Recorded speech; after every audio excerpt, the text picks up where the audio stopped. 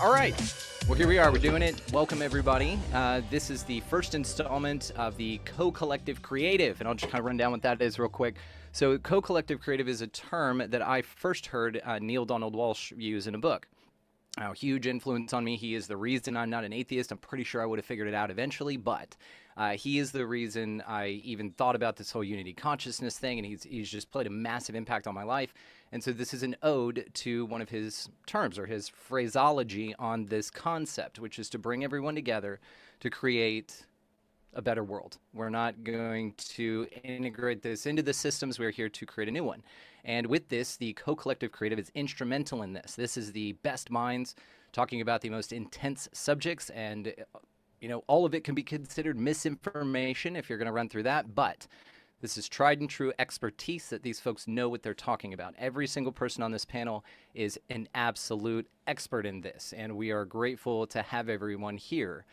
So this one is going to be, the first ever, is going to be on manifestation, and it's a hot topic right now, like Christopher says, because it is, and it's intense. And so there's a lot of misconceptions, there's a lot of hacks or tricks, there's a lot of do's and don'ts, and you guys, I have heard discuss this at length, and I am absolutely excited to have all of you here.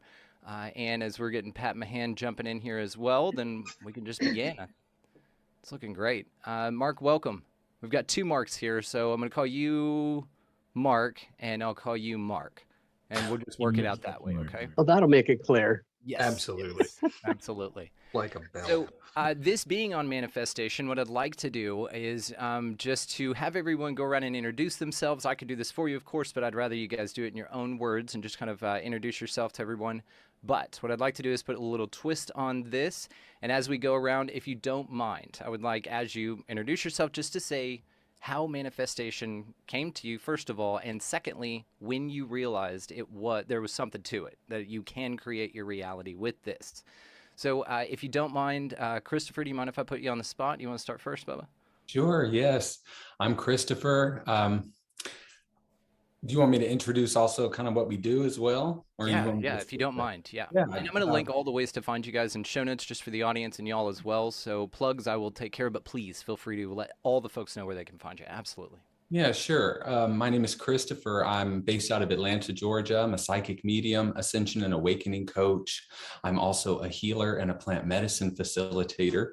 And the whole idea of manifestation, the wording, the verbiage didn't come to me until I was a little bit older. That's my bad. Until I was a little bit older, especially when Abraham came into my sphere. But it was really when I was 11, when I started making lights go out, like street lights and things like that, that I started to think that this was like a game. And I had this whole made up, it wasn't made up, I thought it was at the time, but this scenario in my head that I was God and none of this was real. So I think that was my childlike essence or memory of how reality actually worked. So if I really trace it back, it goes back early. It's incredible.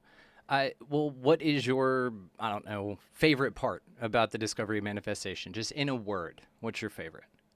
The fact that it's real. I love it. Okay, perfect. All right, Mark, let's have you go up, Bubba. Mayhew. Me? Yeah. Okay. Hi, everybody. I'm on TikTok as Recalculator, the guy that when you get off track helps you get back on track, like your GPS, recalculating, right? And as a 10-year-old kid, my mom, who loved psychics, drugged me to this psychic fair, and this psychic lady says to me, in the middle of the reading, she just kind of stops and looks at me and goes, "You're really special." And she goes, "You're always going to have everything you need right when you need it." And I was 10. She was magic. I was like, okay. So I just believed it. And so all my life, I've always had what I needed right when I needed it. And, weird things used to happen, weird in quotes, right? Things used to happen all the time as a kid. I used to have my great-great-grandmother follow me around. And, you get to a point in life where you kind of like, people look at you funny when you start talking about that stuff. So I got away from it for a while. And I just came back to it here about a year ago, honestly. But it has come back with a vengeance, right? I have fallen right back into where I should have been my entire life, and I'm so grateful for it, because although I have experienced this magic all my life, and now that I'm taking it seriously and embracing it, my life has just become incredible, incredible. And my favorite part about manifestation is still, as many times as it has happened, the surprise and delight every time it does happen. It's a cool feeling. Just kind of manifest something. Carla, what's your favorite part about manifestation? What made you realize that it's real? Because it happened. The funniest thing I learned a long time ago, probably in high school, my mediumship goes back way before that, but that when people let go and have a neutrality, stuff happens. It's hard to be in that neutral, but when I've done it in a complete neutrality, things can happen within minutes that wouldn't have happened before. So that amazes me. It's just really hard for people, including myself sometimes, to get in that space of complete release. That's tough, but it works. It's incredible. Do you mind introducing yourself as far as like where they can find you and everything? Yeah, my name is Carla Blaha. I'm an evidential medium for a long time, and I'm in the New York metropolitan area. I love this. And she says y'all because she did live in Texas for a while. And so, but when she says it, it's with this Yankee accent. And it just doesn't sit right, which is adorable. My family's from the South, so you get that New York with the y'all, and it comes out, and people find that odd. What can I say? One parent was from the North, and one was from the South. That's what I get.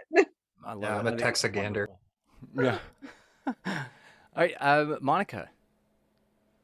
Hello, my name is Monica. I'm a practicing astrologer. I run Guru Grit. You can find me on TikTok and YouTube. And much like Christopher and Mark, it's so funny. I was exactly 10 years old when I heard something tell me, you're here to live to serve. And I realized I had like a bit of a crisis because I realized your thoughts reflect instantly. I became paranoid, but I've never known anything else, truthfully. And I realized when I was in my later teens, how you know it's real was when I was in a bad mood, and I was in a very bad mood very easily, things didn't go well for me. And when I was feeling really good, things really went very well for me, like free concert tickets, backstage passes, contests, whatever I wanted. And I thought, this is just too weird, you know? And to sum it up in one word, I would say power. To know that you have power and no one can take it from you. And you're so powerful, you can even deprive yourself of your own inherent nature. And that was like, like Carla said, you make peace. When you make peace with that, nothing, even you can't stop your own manifestation. So that's how I know it's true. Amazing. I just want to point out too, your episode on my show just came out. Amazing. By the way, thank you so much. So it's out there, guys, check it out. Mark Steves, man, when did you figure out that manifestation was a thing? Yeah, well, out of respect for everyone else, I'll maybe save my longer stories. I think it was a combination of smoking a lot of weed and doing everything that I guess my parents, my peers, my neighbors, doing everything that they maybe recommended against, some outwardly, some just sort of maybe behind closed doors or behind my back. But yeah, just going into a completely different path. I don't want to call myself a trailblazer or anything, but in the realm of where I grew up, very different from what most people were doing, at least what my family was recommending me to do. And yeah, I've always, despite not going to college, despite not really going down the traditional lane that people had been recommending, I've always found a way to excel and take those rare opportunities that life brings you and sort of take that momentum and build it and build it and build it. And here I am now. So yeah, there are many different experiences that led to it, but you know, I'm no guru, more of a just an experiencer who likes to tell others about what I've experienced. It's perfect. I think we're all gurus at stuff. We got Guru Grit hanging out. We got it all happening. Pat Mahan, What's up, dude? Hello, How did hello. you figure out that manifestation was real? I'm Pat Mahan. I host the Like Attracts Like podcast, and I own Like Attracts Like Evolution mentorships.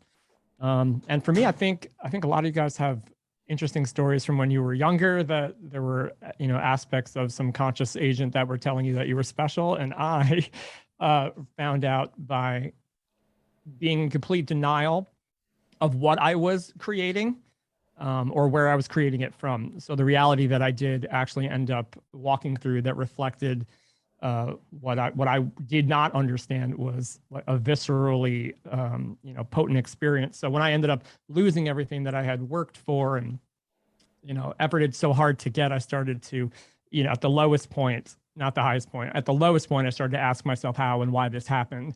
And then I started to kind of come into different, teachings and understandings of what the mechanism is behind this, and then what the lens we view that mechanism through, meaning the ego, your egoic self or sense of self that you claim to be. I started to realize that there were two different things happening here.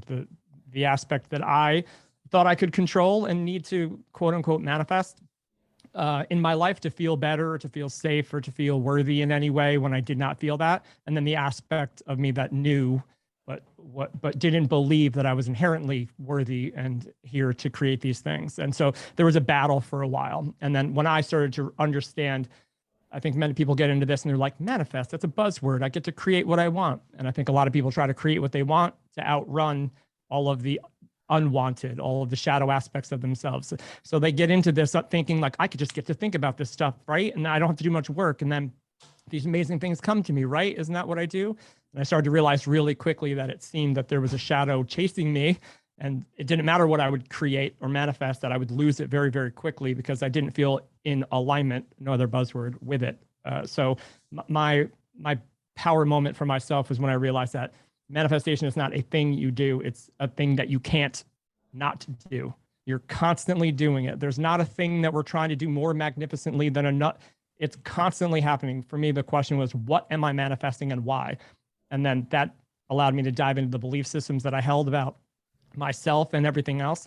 And the thing I think that I'm most fascinated with, like learning or for myself, is the different layers that allow this to work more effortlessly or more powerfully in your life. It's the layers that we reveal, I think, or kind of like peel back the onion of belief.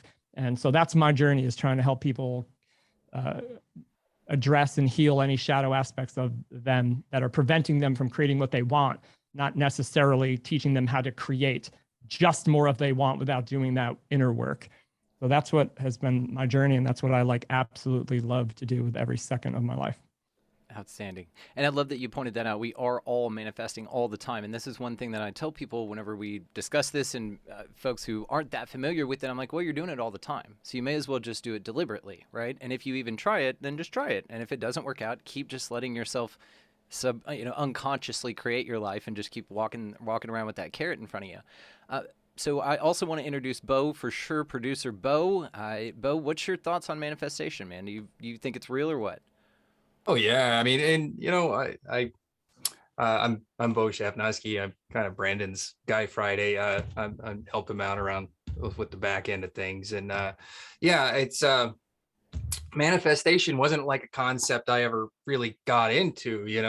I was just, like Pat said, very much into the doing things to do the things and hoping things worked out okay, and sometimes they did and sometimes they didn't. It's kind of like where you are and what you're putting out in the world, and how you interact with it makes things sort of roll the way you're feeling sort of in the moment. The world responds to you the way you put it out in there, and I started noticing that. Of course, I mean, when you're bad inside yourself, you feel terrible inside yourself, the world doesn't necessarily respond to you the way you want, and I don't know. And basically, like, listening to you and Pat, and you guys have helped me a ton with, like, more consciously being aware of the things inside myself that aren't the things that I want the outside world to be. And so, you got to make a conscious effort. Now, ever since I've been doing that, I have noticed a change. I feel more powerful. Is that yeah, I'd say that. Yeah. Exactly the word for it. It's perfect.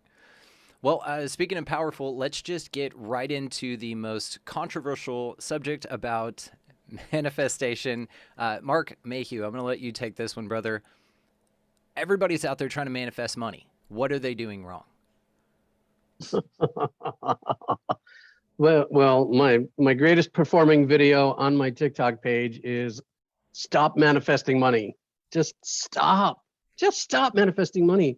And the reason is when you manifest something, right? You're manifesting that end thing. That's the thing that you want. That's the thing that carries your joy, your love, all those deep positive emotions that are going to help bring that to pass. That's the thing to focus on. It's not the money that's going to get it for you. The money is just a tool. The money is the how. We have to let the universe decide how we're going to get the thing and just focus on the thing. And too many people focus on the tool. You know, if you're building a bookshelf, you don't focus on the hammer, you focus on the bookshelf. What do you want as an end product, right? So when I was, for example, manifesting my house that I'm sitting in right now, I didn't have $1 in my pocket and I was technically unemployed. I didn't think about either of those things. I made a list of what I wanted in a house and I went house hunting and I knew I was going to get it. I was halfway through closing when the closing agent told me, well, where's your down payment? And I was like, I don't know, where can that come from? And she, here, no, what about here? Oh, yeah, okay, yeah, we can do that. Found some money, put it down, bought a house. You know, you can't tell me it doesn't work, but you can't focus on how it's going to come to you. You got to be open to letting the universe deliver that to you, however it's going to deliver it to you. When you manifest something, when you focus on that end result, you get the opportunity to get it and you get the means to get it, including any money that you need to get it with. That's why you don't need to focus on the money. You know, it's great that you say this, and because of you and a couple other techniques, but mainly you, brother, I have really started looking at this way. And there's a silly thing that I've been manifesting, and I'll let you know when it happens. But and I'm not even a car guy. Christopher, I was talking to you about this. It is a 1964 Aston Martin DB5. Now, this is the original James Bond car. James Bond car, right now. Yeah, there you go. I love this car, and it's just one of these things. Again, now what this means to me, now they're about 250 grand. Okay, no big deal. Yeah, I'll take 3. But what I mean by this is how I visualize this is the end result of it. You know, a lot of people sit there and, like you said, they want the money so they can buy the thing. But what they really want is the thing. And so really it's the feeling of having this DB5 and toting around in this bad boy. I'm just screaming through gears, man. This is how I picture it. I've got a picture on my desktop of the interior of that car. I know where every switch is. I know exactly where the lights are.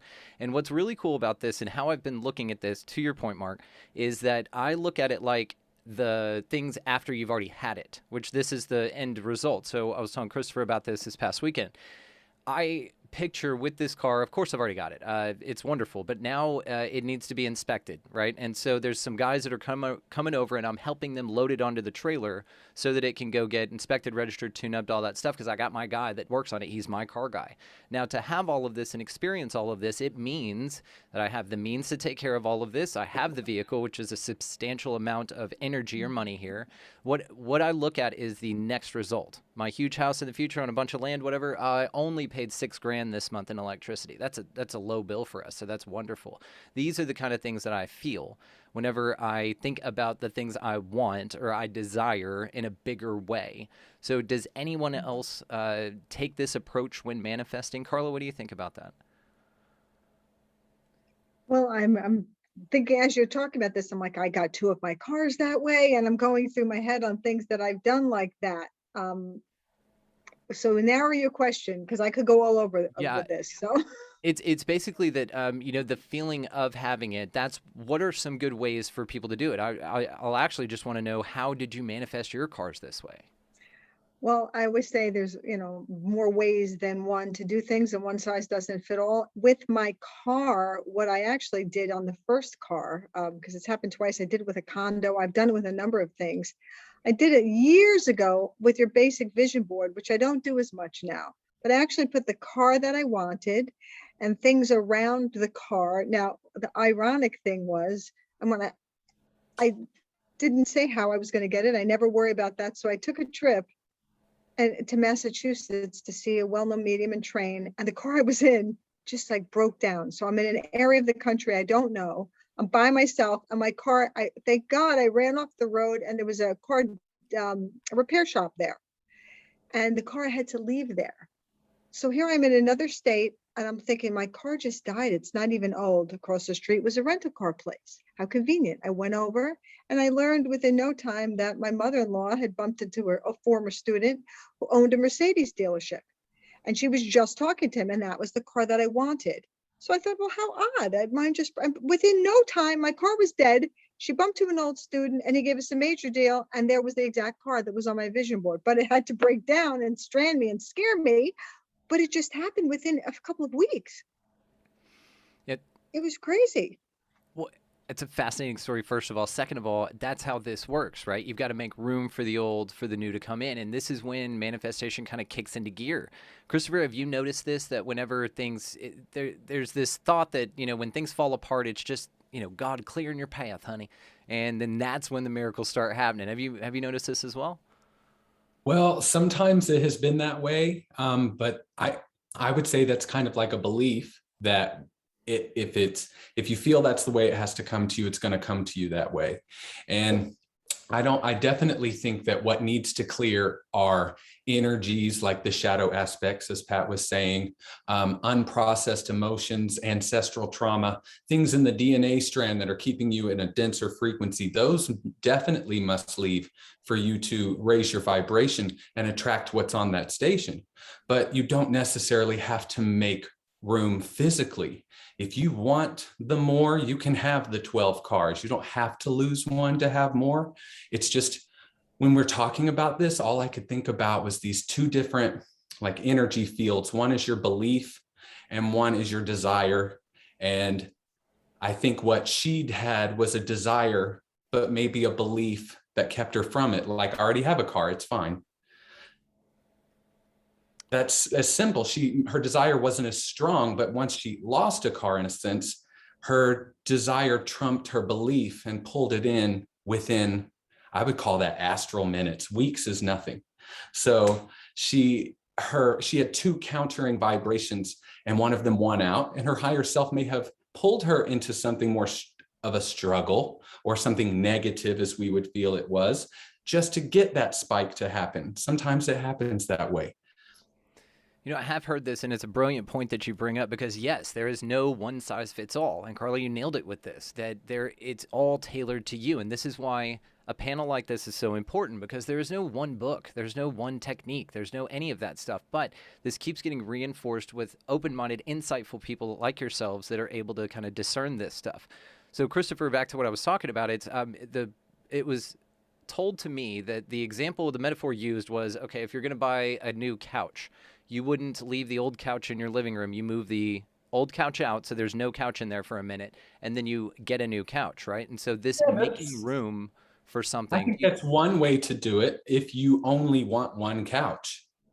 Awesome. So it's about what you're wanting. And sometimes, as I've traversed the law of attraction world, which has been many years now, and sometimes so many words like alignment and things come up, we start to get numb to it a little bit, but it's all still true. I think that there's so many different ways to do it. I'm looking at my couch right now. I'm kind of like, yeah, I want a new couch. But just the fact that we go back to being very simple, we're constantly manifesting. So you could say that you have to remove that couch to see a new one. Or why don't, sometimes if you're looking at the couch constantly that you don't want, that could eventually create enough manifestation matter or material to eventually pull that in whenever it's ready. Whenever there's a little slit, it'll pull right in. So there's so many different ways that can happen. And my opinion of it is, if we even focus on the objects, sometimes there can be a strain in the energy field. If we focus on how we're feeling in that moment and clearing out and not constantly healing, we should be enjoying our lives too. It shouldn't be a constant healing fest, but that whole process of the feeling of it, not even just the object isn't even real either. It's the feeling. So if we just keep pulling it back to that, we can help a lot of people who are using law of attraction as a 3D material game, which they are. And I think that's totally where they're at and where I have been before in the past. So it's part of it as we're moving into greater understanding, but pulling it back into that simplicity really helps. It really helped me because I turned the whole law of attraction thing into a coupon book. There was Abraham's every little thing. It was ridiculous. So I have Virgo in my chart. Okay. So it was like I had baseball card things full of different manifestations, a box that I would put things in. And if I put it in there, it was going to come true. Sometimes those things would work, but I also realized eventually it was me obsessing about controlling my life as well. There were just aspects that I had to learn why I was wanting to pick up that law of attraction machine and misuse it a little bit, but you have to do that at the beginning. It's your experience teaches you. We're here to talk about it, but I think what we're all here to do is to get more people to try it themselves. 100%. It's a great point. I'm just wanting to stick with the money thing because I'm just curious of y'all's thoughts on it because it's the ultimate one, right? It's what everybody quits manifestation over is because of the money thing, and they think it's something wrong with them. Oh, I'm screwing it up or something. It's really deep in our cultural and in our societal. It's kind of like the first thing that people poke a hole in when they hear this topic, the newbies or maybe people who are warming up to it, right? They're like, oh yeah, you're going to manifest a Lamborghini? Sure. But I'm kind of glad that this is the opportunity that it is, because the long story that I had, I'll condense it, but it relates because when I was a delivery guy for a bakery, we would go to the farmer's market every Sunday. And this part of town was pretty wealthy. There was a lot of high rollers there that would come through and buy the bread. And one day, a gold necklace falls on the table, right? And a couple weeks prior, I'd done a meditation, this bowl meditation, and it was really more of like a test in if I could forget it or not. Because the person who taught me this had put a lot of emphasis on letting go of the intention, demonstrating your faith, right? So I visualized these coins falling into a bowl, the bowl resting at the top of my spine. And as I'm doing that, I'm driving, I'm delivering bread. I forget about it. And then fast forward to this moment, the gold drops on the table. And I had a moment of introspection. I said to myself, I could keep this gold chain and not tell my coworker Jay about this, because as soon as I tell Jay, he's not going to want to keep it. He's going to want to wait, hang on to it, and see who the proper owner is. And I said, you know what? The right thing to do is to tell Jay, even though that might mean I'm not going to cash in on this gold chain, right? So as I expected, my buddy Jay, he's like, wow, look at that. We got to wait until next week and see who comes to get this, So we wait. One Sunday, nobody comes. Next Sunday, Jay's like, we should still hold on to it. Third Sunday comes around and nobody shows up, And to clarify, when the gold necklace fell on the table, it was a really busy day and the crowd was like all over the place. So all I heard was a thud, and I look up and nobody was there. They had already left, and who knows, it could have been a donation. Maybe they thought I was charming, but either way, we hung on to it for 3 weeks and cashed it in, and ended up being $1,600 worth of gold, and Jay and I split it. And I think the universe, in a way, only made that possible because I had that moment of, if I keep this, that would be, greedy. It wouldn't be right. I should tell Jay, even if that means possibly not cashing in on it. And I think I was rewarded for that. And that's kind of how I think this manifestation works. It comes to people who are going to do right with it, who are going to spread the message, pass it along. This type of energy doesn't pool up on a dead end street. You know, it's a two-way street. So that's kind of my story with money. It can work, and it hasn't worked since, you know, in that exact way. I haven't gotten a gold necklace since, but it's worked in other ways. So. And this is what's so interesting about that awesome story, man. Thank you, Mark.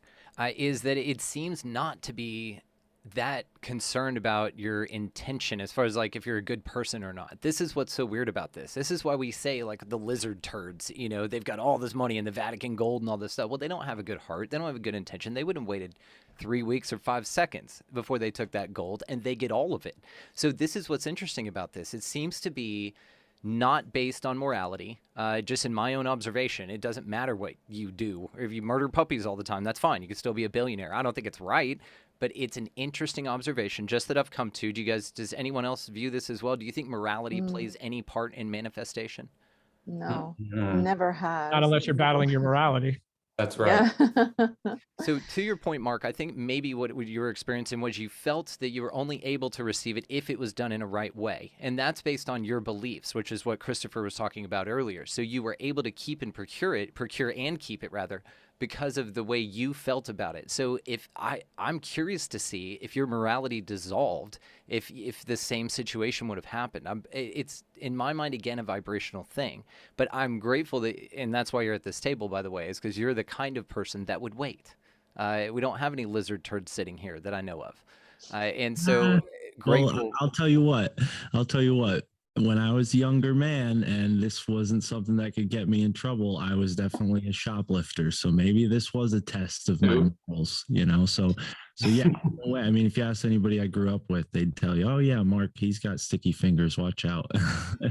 But no, not anymore. Well, That's my reputation for at least 10 years now.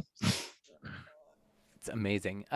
Christopher, go ahead, bud. Yeah, I just wanted to say, I used to tell people, especially when I used to work in the public, people would come up with $20 bills or something and they'd go, I found this, you need to take it to customer service. And I just used to say, no, you can keep it, you know, like it's probably been sitting there for 20 minutes. If somebody came back for it, yes, there are times where you should take something back, but also if you believe that maybe the universe gave you that, and for some reason, they attracted the losing of the money based on whatever that lack consciousness may have led them to. If you were to hold that belief, then it wouldn't hold something negative in you to take the money. And you could attract more money from that money that you received there. It is about you and what your beliefs are specifically.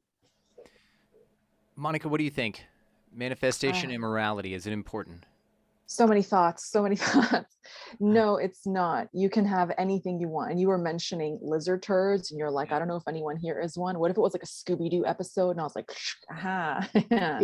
But I'm supposed to tell him that. You know, assuming that it's not, assuming that we're cool. It's okay. Mark will recalculate us to morality if it happens. That's right. But you know, the thing is, somebody on it. Christopher's mentioning he loves Abraham Hicks, and somebody asked like, well, what do I do to get more money? Like I try to be a good person, I try to do this.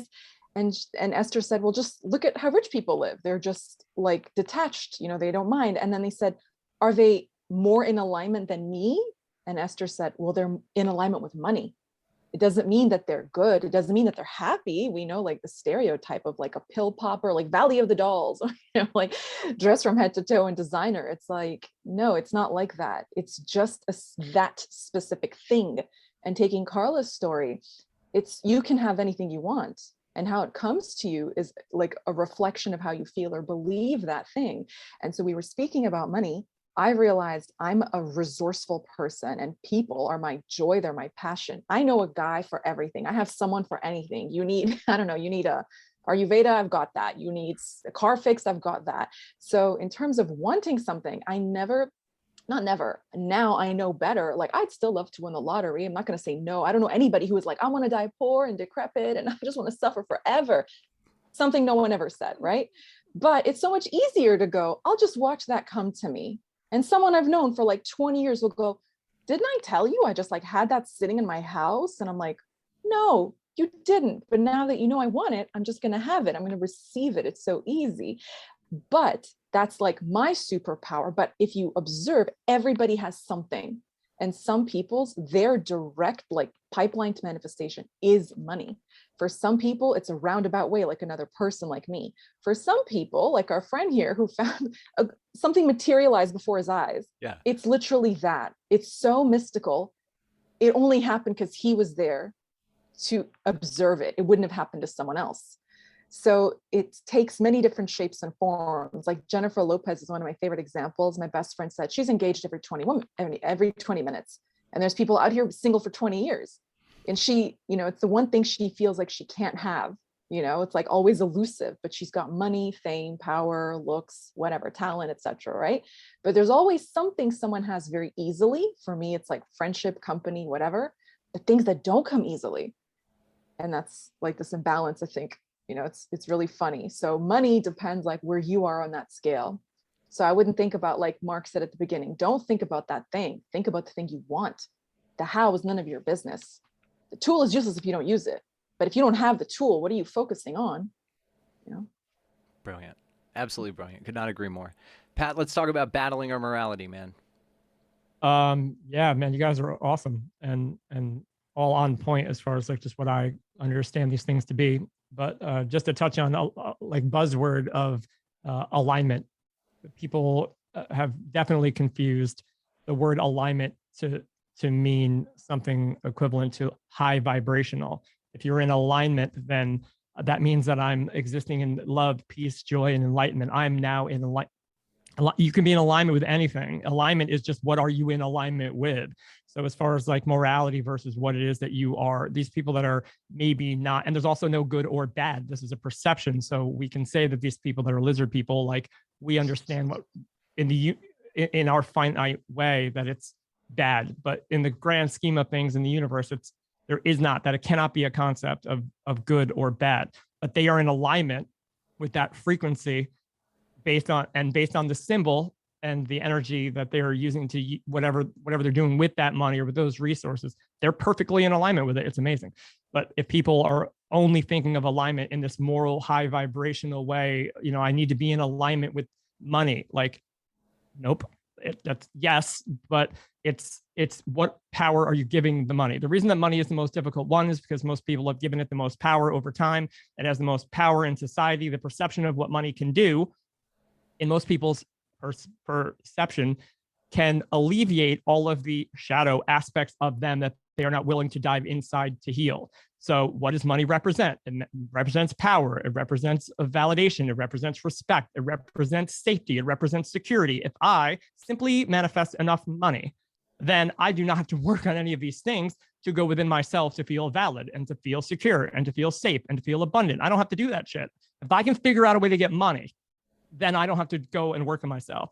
So they're requiring the energy of money as a symbol to alleviate all of their symptoms internally. And therefore they're putting it on a pedestal, empowering it, and it will keep running from them. They're trying to get into alignment with something that they are not in. They're not capable of doing it because the power of the symbol is greater than the power that they're giving themselves to align with the symbol that they themselves have created the perception of. So if you are going to ask for money, then what we have to do is figure out what money means to you. What is it about money that it represents to you that makes you want it so bad? If it's going to replace any of these aspects of you that you believe you lack, then we need to put that down on mental paper or physical paper and understand that that is your vibrational gap. That's the power that you're giving money to make you something that you don't believe you are. That's an illusion. So that's why it's so important not to just get people to understand that they can manifest what they want, because they can. You can effort and work in the world and be a miserable SOB and get all the money that you want and have all I did it. It's not just getting it, it's keeping it. So if you are putting something on a pedestal, you can still work your ass off to get it and you'll attract it and create it, because the journey of wanting can put you in a state where it comes right to you. But after you get it, if you don't feel worthy of it, it will fucking bounce in amazing ways from you. Amazing ways. So one of the things I actually like to do for myself that's worked very, very well, because I had a tendency for sure to be not in balance, meaning like people are like, you just got to feel good, right? Neville Goddard, Abraham, all the people that you got to feel good, act as if, be as if, imagine that you have it, imagine it and then feel what it is. But you can get overexcited too. and be out of balance with it. And then therefore we think we're like, I've never felt better. I'm so excited. This is amazing. I know what I would feel like. If it's too much and you are out of balance, then you're still not in alignment with it. You're still giving it power. So it's, how would you feel the day after you get this magical thing that you think you need to manifest? The day after, how do you feel? And that can tell you quite a bit about why you want the thing you're saying that you want. And that can help level these energetic systems that are keeping the thing that you want from you. Well, it's interesting. It's interesting that he's saying that, because it keeps making me think of back in my journey, giving it so much power and how much ego was in my manifestation, and how easy it was to try to control everything through all the different exercises. It wasn't simple for me. It was so complex, and it was something I began to stress about, and it was something that became a complex, and it wasn't something that I was truly in alignment with. And so many people are not really in alignment with what we would call that higher self and that inner being, which is constantly sending the signal of the more and the expansion of you. But so much of what I used to want was not what I actually want. And so much of what I used to try to manifest, I didn't really want.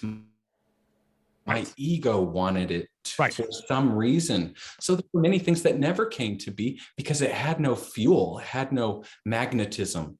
And before I get off here, because sometimes I can forget things, I just want to drill the point that some people need it a little scientifically as well.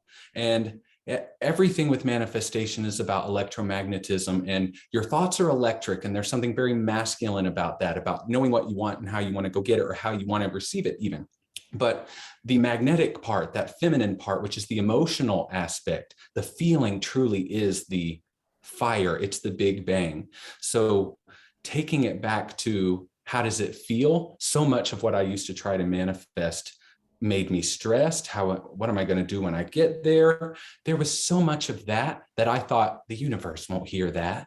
And then I was you're the universe. We keep talking about the universe as if it's an it, when it is you. It's the higher self that's giving you that feedback. It's your angels and your guides. Some of it's you.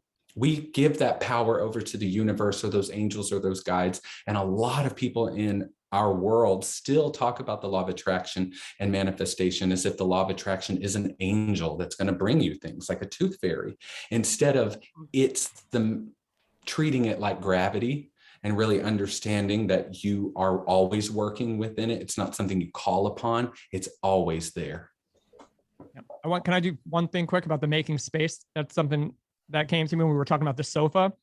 And I also couldn't agree more that there isn't a right way to do that either. If you want to have your sofa and then you want to create the space in your experience where another sofa comes, and then your journey is to move that sofa out of the way because here comes another one, then that's one way to do it. Another way is you can clear your room out, and then you could. So again, I don't think that there's a good, bad, right, or wrong. So I agree with everything that everyone is saying, but we can be less attached maybe to a sofa emotionally or belief system wise. So I want to use a relationship as an example in this, as far as how we as the universe would clear some space in situations that we might resist and then complain about, and then continue to repeat perpetually until we suffer enough that we break free from it. But if you're in a relationship because you have a lower self-worth or image or belief system about yourself, you were told you were unlovable as a kid, you have abandonment issues, you have all of these things in your experience where there is just a really deep, dark, maybe sad aspect of you. And then someone else comes along, you haven't addressed those issues, but they, equally vibrationally holding most likely the same thing, make you feel unbelievable, and you just never felt so alive. And then now we are giving in that moment this person to give us power. We're giving them responsibility to give us power. So it's like a false alignment. Oh, we feel great, never felt better, but we gave this person power to do that.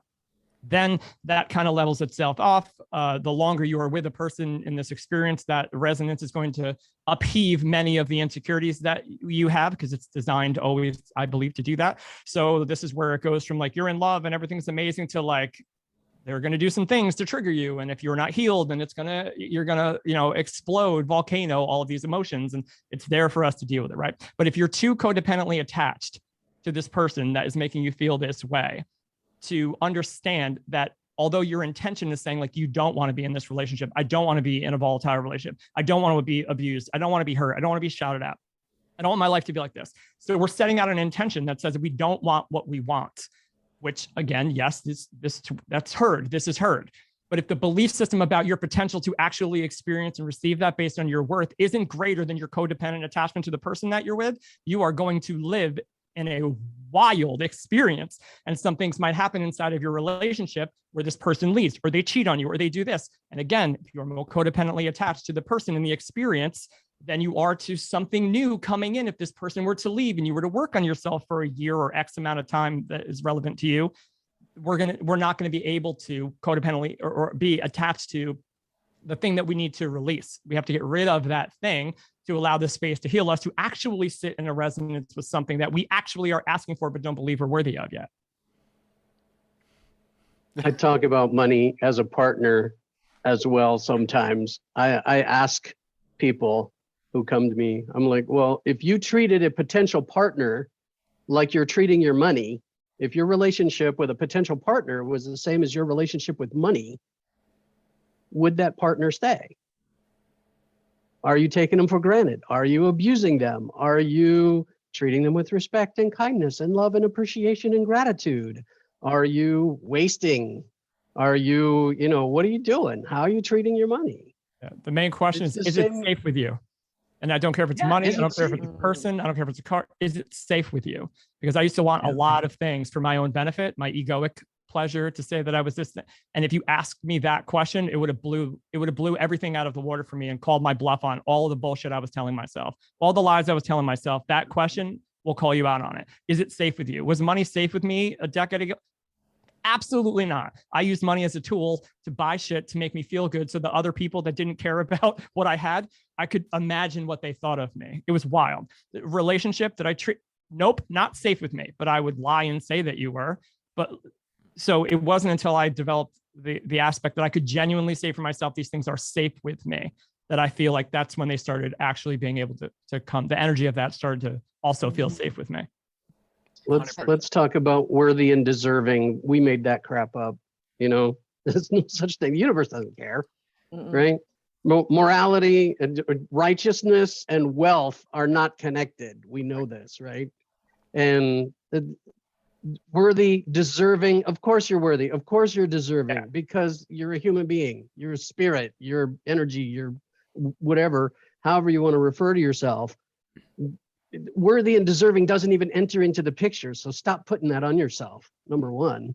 And the whole crux of the situation is whatever you believe is true is what's true for you. And that's how it's going to work for you, whether it's a technique, whether it's deserving, undeserving, whether it's anything, whether or not you got to get rid of the old thing. By the way, if the old thing carries an attachment, keeping you anchored in the past, then yeah, you got to get rid of the old thing.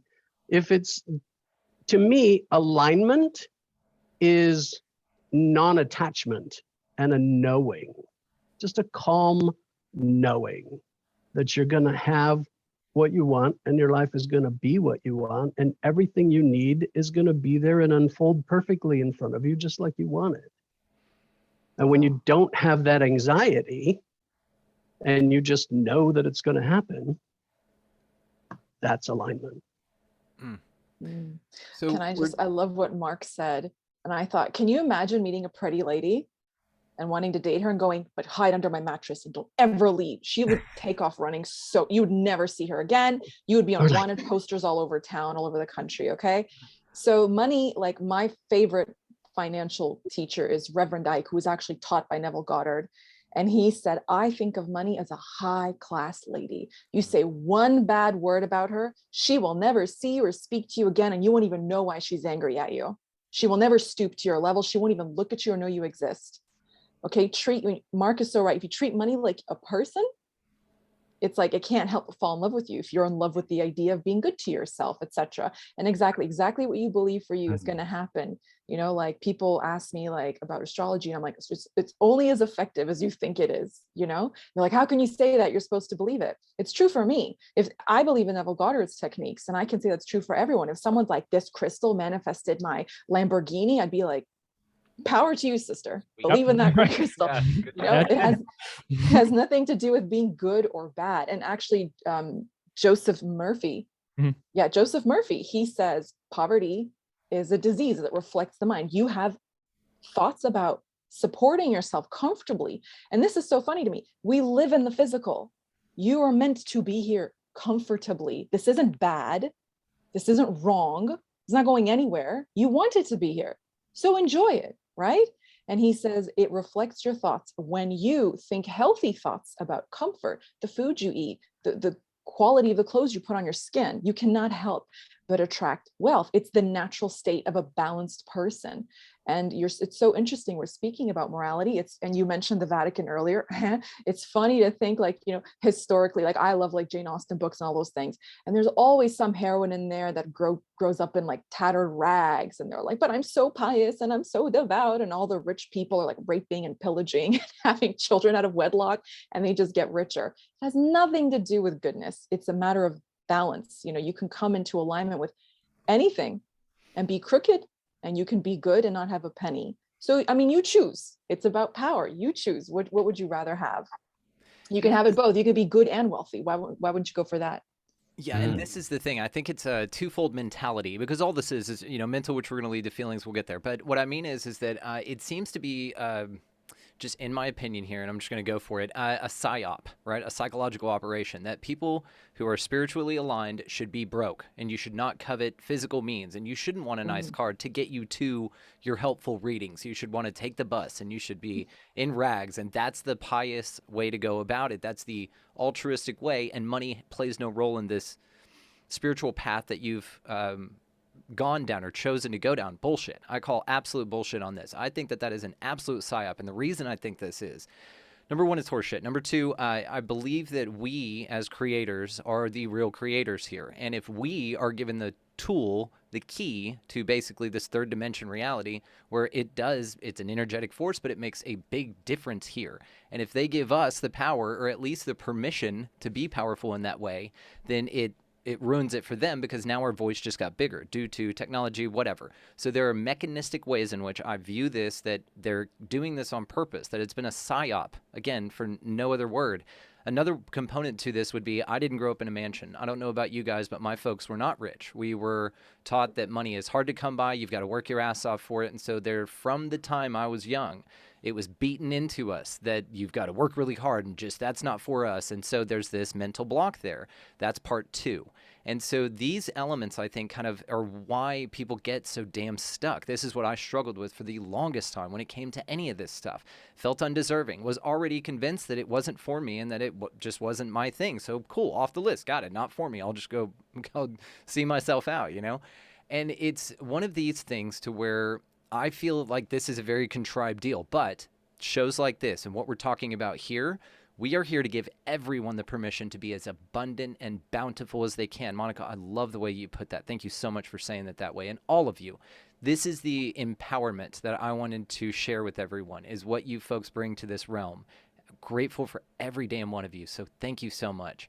Secondly, what do you guys think of my observation on this? Do you think it is a contrived psyop? It's like, oh, you don't want that. Like those parents who eat like a cookie inside of a lettuce leaf, you know what I mean? So that their kid doesn't see that they're eating a cookie. And it's kind of like this lettuce leaf, and the kid's like, oh, I don't want anything to do with that. And they're like, yeah, you don't. And it's this awesome cookie underneath there, though. It kind of is like that. And if the kid would just go yank the damn lettuce down and just question his reality a little bit, he'd see there's a cookie in there and that it's awesome and for him. Carla, what do you think about all this? Well, as I sit here pondering everything that people are saying, and I was actually, Monica was saying something that sparked this, and what you just said, I think that generationally, like you said, growing up and having that philosophy and going back, you know, decades ago, because I'm a bit older than some of you here, it was a mentality that you needed to, that people who had money were bad and people who didn't were good. And that is programmed into so many of my clients' brains that, and even if they want to manifest relationships or anything, they're like, I'm not worthy of that, or their bar is so low that it's instilled. Then how do you deprogram someone who was, for 50 or 60 years, but have this belief system? You can do it. You absolutely can. But I'm thinking the new generation, the younger folk that are coming up with this being part of their everyday language, because it wasn't, even though my family, I was kind of like that. Most people around me weren't. I think this younger generation, if you will, has a much better opportunity to achieve this much easier, because that undeserving, that, and then the hiding the lettuce and the cookie, that's a whole nother thing of how people are being raised right now that I don't even get. But I do think deprogramming, for like a lack of a better word, is kind of what we need to all, and we all are showing that here, that we can change these things that are deep rooted on cellular makeup for us, and we can change them, and we can have what we want, and it's okay. It's not bad. That's a really big thing. That was what I was going to comment on, is so much of this poor beggar spiritual person has been ingrained in our DNA for thousands of years. If we even go back to the time of the Buddha, the idea of that sacrifice and that non-attachment, that was what they needed in whatever density or dimension they were creating at that time.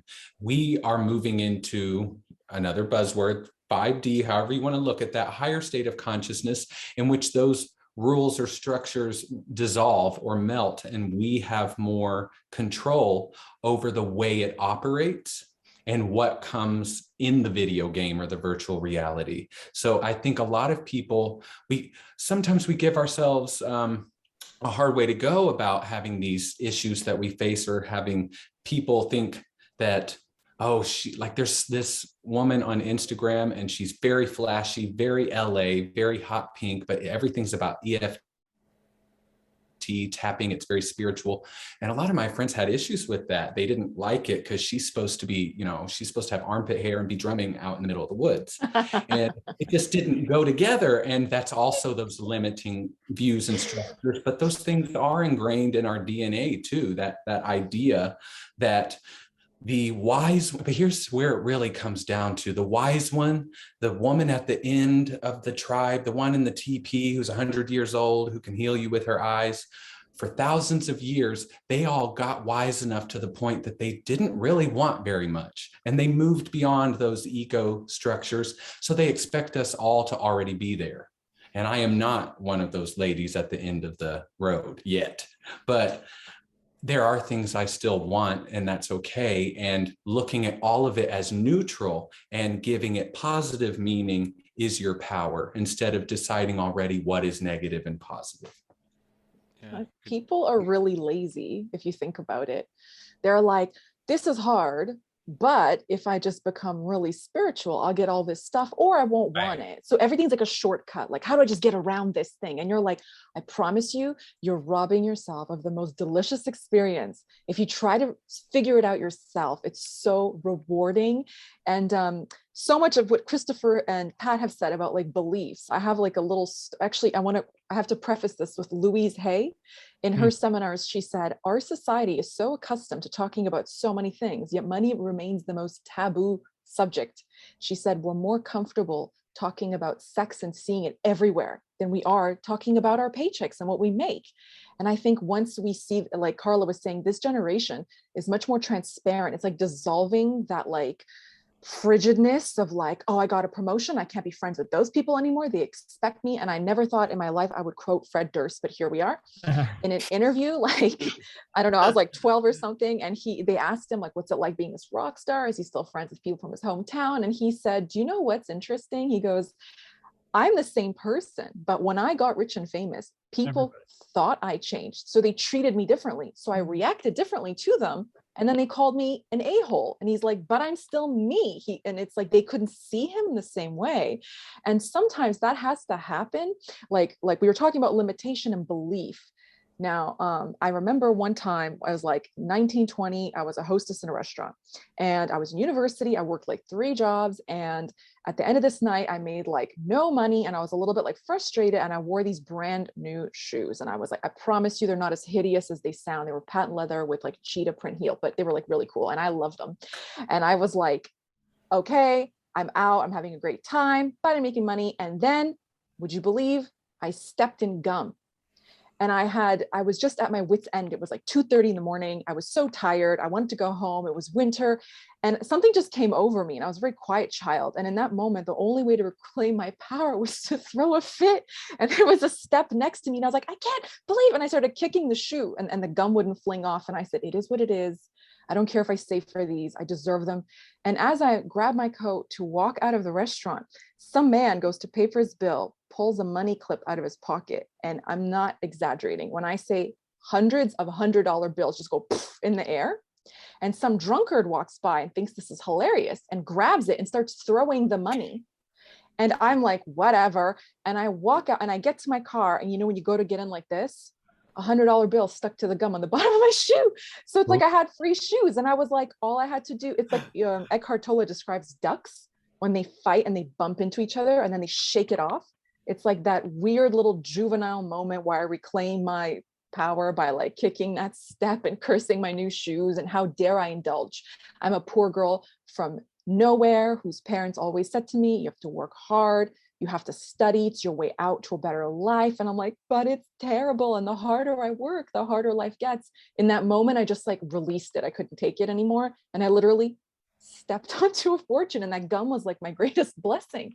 But like Carla's car breaking down was not an error. It was literally on the way to something. It was the best thing, you know?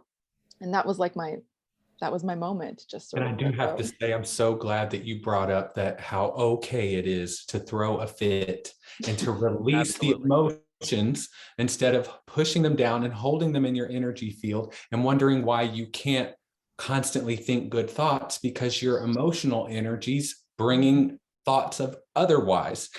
So the whole idea that we're also supposed to be non-judgmental and even keeled all the time and we're the ones with all the information, it's so incorrect. The amount of spiritual people, I would call them, in our community not expressing their emotions because they are afraid of not looking spiritual.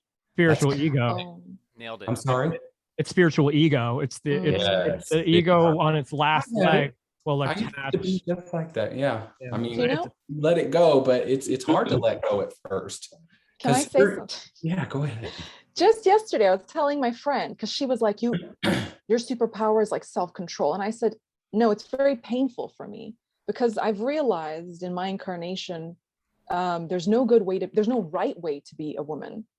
If you're emotional, you're hysterical and unhinged. And if you're controlled like me, I'm like a masculine woman, you're frozen, hard-hearted, bitch. It's like I can't win. So in that moment, and when you were talking about the EFT lady tapping looking like Barbie 10 years ago, I would have gone, that's not fair. I worked so hard. How does she just, you know? And now I am on like hypergamy TikTok, like my life depends on it. And I'm like, go girl, like, you know, be a gold digger, live your truth. What do I care? Like, and it's when you remove that judgment from yourself that there's a wrong way to get money or a right way to get money. And somebody pays for you to be happy gladly, then everybody wins. But when you put that lens of judgment over it, then you're the one who loses because you withhold from yourself the thing you want by looking at the way other people get it, which has nothing to do with your story, isn't it? 100%. And to what Carla said, I wanted to touch on, you said something about the bar and bar being low. Now, there's a wonderful quote that I quote quite a bit, so I want to pull it up here because of what you said, that it's not that your goals are too high in there and you're missing them. It's that they're too low and you're hitting them. And just let that resonate. Raise your standards, guys. You know, you do deserve better. No matter what any external source says to you, you do deserve better. So set those goals higher and just why not even not give it a cap? Let's just, you know, there's this quote and I've got it taped on a little sticky note here. I say it to myself all the time. It's just a little thing and it just says, show me how good it gets. And man, when you are open to just seeing how good things can get and you are really open to that, whatever alignment you're in, it's the best of that alignment. And then you level up and then you continue to do this. So every day, as many damn times as you guys can, for everyone out there listening, show me how good it gets. Christopher and I were saying this all weekend. We had a good time with it. And the weekend kept getting better, by the way. So this is a very important part. Now, I would love to talk about the true four-letter word in manifestation, and that is the word want. Now, what are the thoughts on the word want? when it applies to manifestation? Mark? I knew We're you were gonna have to gonna come guess to which me. one. if it creates anxiety, then it's going to work against you, because anxiety about wanting something, that deep, I want this thing so bad, that feeling is just reinforcing the fact that you don't have it. That's all that's doing. So it's absolutely acceptable to want something, to desire something, and to sit down and manifest it, right? To set that goal that you're going to have that thing and envision yourself having it, feel those feelings of joy and gratitude having it, assuming you're going to have it. It's already yours. It already exists in the world. It just has to join you in the here and now. It just has to get to the same place you are. That's the only thing. And it's coming, right? You are moving through time. And as you move through time, that thing exists out here, and you move through time, you are going to get to a point where you join that thing that you're manifesting. So just know that you and it are going to be in the same time and place eventually, and leave the anxiety behind. And that's why most people fail at manifestation, is because they have that anxiousness that they can't let go of. Yeah, nonchalance, right? That's the vibration. I think Abraham Hicks talked about that. Nonchalance. That is the vibe. Mhm. That is your motto. Just chill. It's all good. If it comes, cool. If it Or doesn't, whatevs. pure excitement. See, I like So that they one. also, if it's not a hell yes, it's a hell no. The tiniest bit of doubt is like, those high powered lasers, a speck of dust just causes the whole thing to malfunction. You've got to, and like Christopher was saying earlier, belief versus desire. If your desire is so strong, who cares what you believe? It will dominate. So whatever the dominant thing is. So Mark, yeah, like if you want something and you're anxious, like I want to be married, please love me. It's like, oh, just stay single. That's going to be a wreck when it shows up. So don't, so you have to have, I think, like pure desire or pure chill. And Osho is one of my favorite teachers, and he had a fleet of Rolls Royces parked outside of his mansion to prove the point of non-attachment, yet he had no driver's license. It didn't bother him. So I always thought that, like, yeah, either don't care at all or care the right way. It's not what you do, it's how you do it.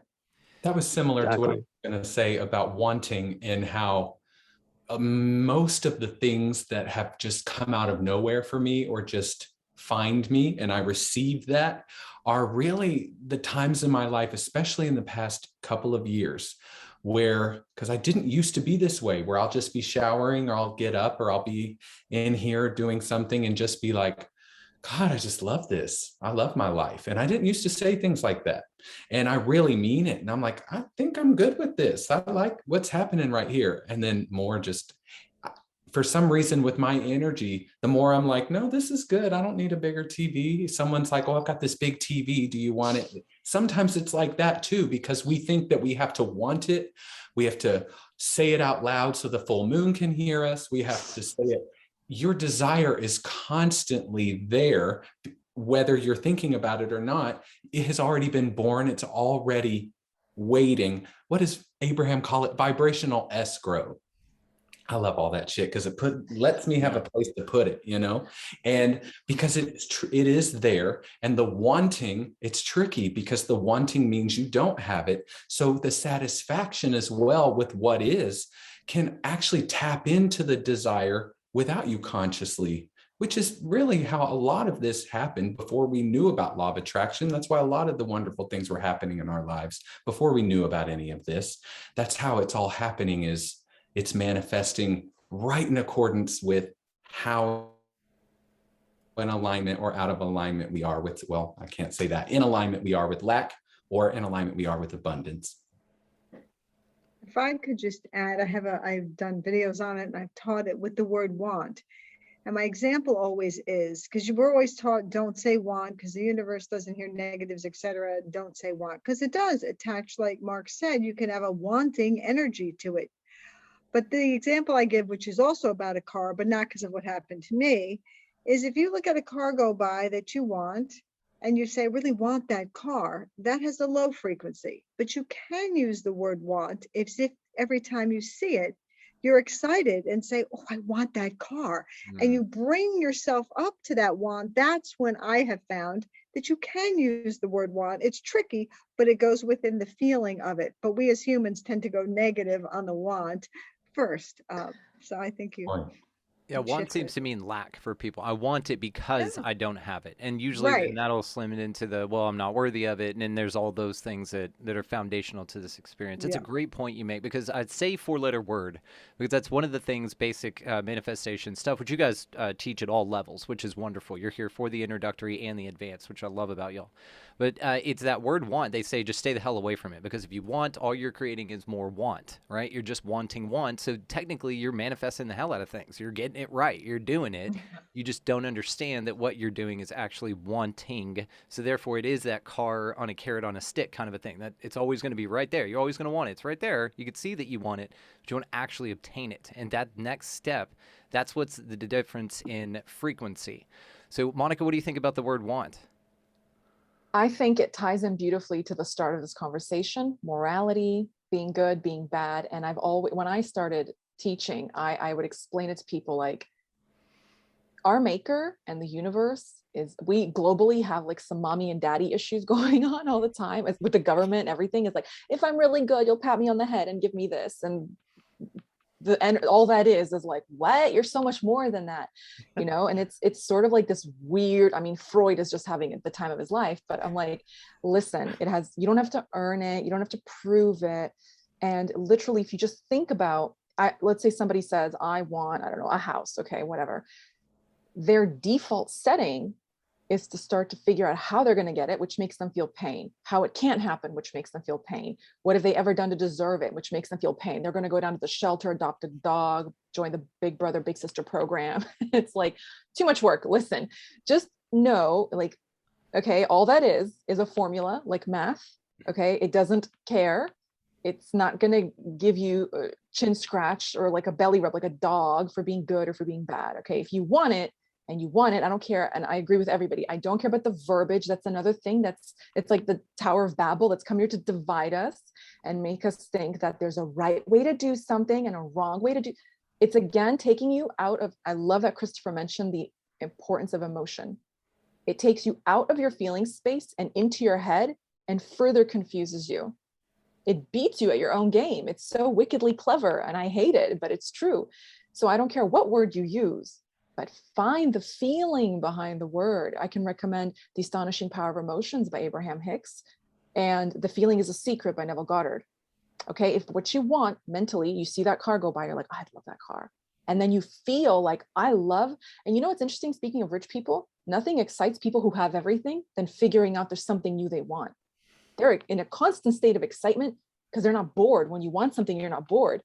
And nothing, like, okay, if you're living below means and it's painful to you, just know that you're going to enjoy having something so much. I said to someone one time, they said, why do you work? This is when I had like a million jobs when I was really young, I had student loans. And I said, I love money. I make no apologies for that. Listen, I said, I like having it. I like earning it. I like saving it. I like finding it on the ground. I like giving it to my friends. I even like not having it. So when I get paid, it feels so good to me, but if you've not had it for a long time, wanting can be really exciting. Or if you've had a lot of it, wanting something new can be really exciting. Why do you think like rich people cosplay poor people? Because it's different to them. It's exciting. So wanting, again, there's no like, and I really have to stress, because so many young people come on TikTok, they look for guidance. And they're like, no, don't use that word. It's like, you're doing it again. I'm not your mom. I'm not your dad. You can't make a mistake with me. You can't make a mistake with anyone out there. Stop punishing yourself. Just go after that feeling and you will, I promise you, you will have it. So it's just a word. Why do you put power out there? It's just a word. It comes from you. Your voice has power. So speak it in a way that's pleasing to you. Outstanding. Pat, talk to us about want. Talk to us about want. I'm going to step away for 1 second. I'll be right back. Go ahead, guys. Yeah, want is an interesting one, because I also agree with you that the word itself is just simply a symbol. Want takes shape a bunch of different ways when you really, really need something because you feel like you're not, again, using the word. I want to touch on what Mark said quickly also, or way back, because what you were saying about how like, get that shit out of here that you're not worthy. Get that shit out of here. That like that's 100% right. Couldn't be more accurate, more right. And the passion that you said that with is inspiring. It's so there's a being of inside of us that is 100% worthy. It's bullshit that we're not. We can have what we want. We simply have to select it and walk towards the moments in this physical reality to get it. So why don't we? Because there's a character that we identify ourselves as, that has a belief system which exists in the collective consciousness that we've attached our sense of self to, and then we live and walk in the world unconsciously based on whatever that thing says. It's controlling 95% of the scene. So in the beginning, when I feel like garbage, now I need these things or else I can't get through the day. Giving power to the things that will catastrophically explode in most cases once you get them and realize that it's not this. And shit, it's not this. And I tried this and it's not that. So then we work on ourselves a little bit more. We find a little bit more space where we are believing less that we're not worthy, identifying more with the being that is. And we say, I think I want these things. And we come into the law of attraction. And that's a label also. And the law of attraction says that you are this thing that is capable of, rising and lowering your frequency to align with the things or not align with the things that you're saying that you want or desire. And then we pick those things. And again, I believe a lot of the lower law of attraction teachings are like, saying that we give these things power, but don't do that. Saying we give these things power, but don't do that. Give yourselves power and then identify what it is that you want. And then these things will come to you. And then again, I believe also that you can do that enough and get enough of the things that you say you want, and it will still not do it for you. You're still going to be left with who is asking for it. And by who, I mean, what part of the egoic character of you is asking for the things that we're saying we want. The more the ego dissolves and you align more buzzwords with who you actually authentically are as a conscious, aware being of existence, then you can be aware of the character that wants things, but you can call bullshit on why it does. And you can go through that work also and continue to align with yourself. And then I believe the word want shifts to selection. And then I believe it goes from the law of attraction to another label, the law of assumption, which is where there is no egoic character that needs or wants something that is going to make it better in any way. I know a billion people that must have existed in the span of conscious humanity that got everything that they ever wanted and all the money in the world. And then now they're at a point, if they're coming from a broken place attached to a character that needed, then wanted things in the world to make them feel better, there will not be another paycheck that makes them feel better. We're coming from under this looking up. But if you had already gotten all of these things that we said that we wanted, and it won't do it for you to manifest another $1 million. It won't do it for you to manifest another partner. It's going to show you who's asking for what do you want.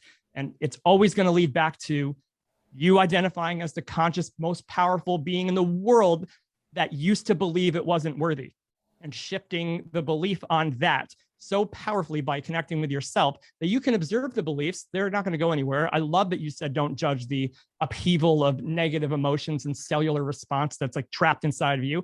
The response is beautiful. What people do when they judge the response is what pushes it back down, because it was judgment that put it there in the first place and fear that put it there in the first place. So when it comes up, if you don't understand the game and then you spiritual ego this and say that you should know better and spiritual people don't do this and blah, blah, blah, then you're judging the emotion as it comes up. It's also scared again, says you are not the person I feel safe with to be released. It goes back down.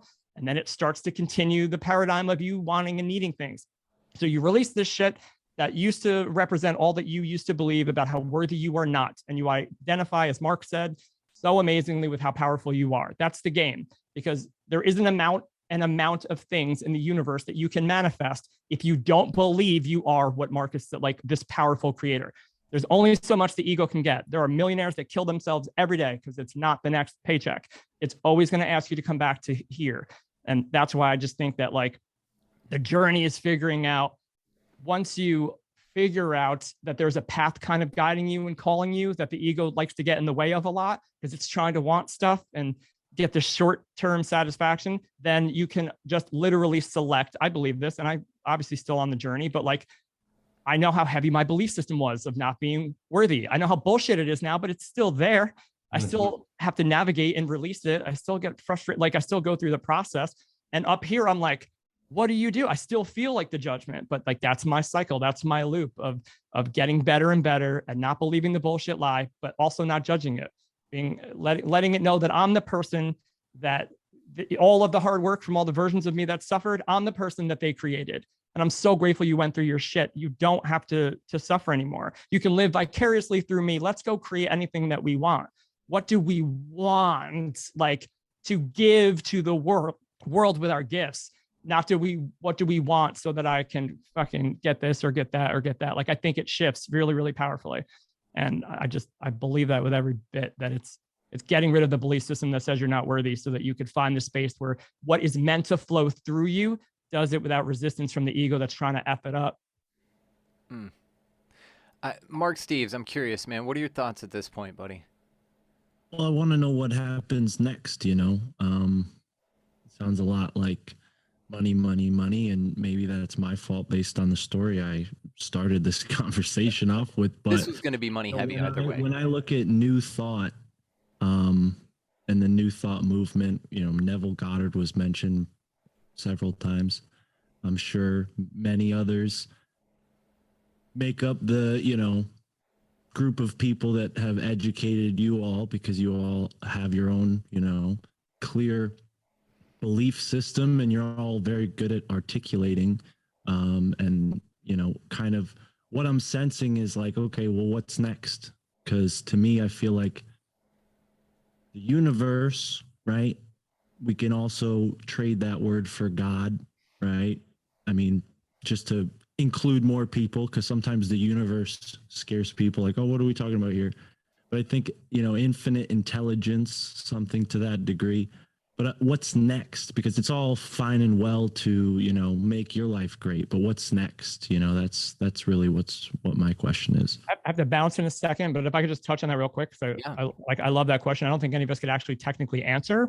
Right. What's next? Because I don't think we're anywhere near like what the journey is. You know what I mean? Like, there's a one moment in time, past, present, future, not a real thing. Like, it's now, and then we're kind of moving through the one now. But like the New Thought movement, when we're talking about a Neville, or we're talking about an Abraham Hicks, or we're talking about Joseph Murphy and the subconscious mind, and we're talking about all these things, it hasn't changed since one of the first conscious teachers, since the Bible or Jesus, or, you know what I mean? Like these other, it hasn't changed. It's ask, believe, receive.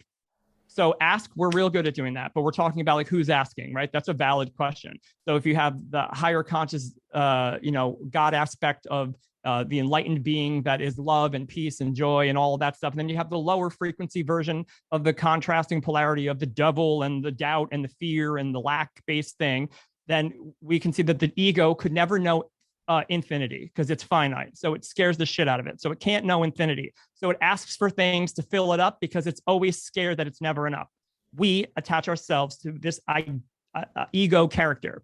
We break free from it and realize that we are this non-physical, amazing thing. And then we use that character to kind of like to walk along with us. So when it's ask, believe, receive, you shift from the ego asking for it, and then you get to the aspect of you and your higher conscious guidance system, whatever you want to call that.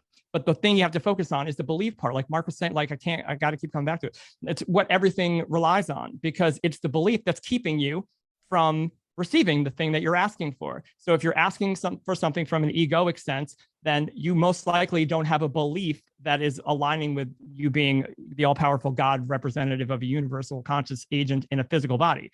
You most likely are coming from some story of lack or limitation. So it's the same story. There's no such thing as a Neville Goddard. There's no such thing as an Abraham Hicks. There's no such thing as like, these are labels that people show me, point to me where Pat Mahan exists. Like, it's not a real thing. You can pull this thing apart and unravel it and know that all of it is going to be coming down to a label or a belief system. And the ego labels and identifies to try to stay safe. And then that's why it can't know who you truly are, which is infinite. So when you try to attach yourself, and a bad word, but when you try to allow yourself to be more of the infinite that is observing the ego, then you can ask from the infinite. And then move the ego out of the way. It's ask, believe, receive. People don't believe the shit they're asking for, or they're asking for it from a place of lack. It can't, for me, it can't be any more simple, but it's also the most complicated thing in the world to try to shift the belief. It's like a paradox of ridiculous energy. So I don't know where goes next. I could not imagine, because I don't think that we're anywhere near being able to be gifted that information. Where it goes next is where we take it next. Right. Also that. I mean, that's what we're here for, right? Well, that's the question. What are we here for?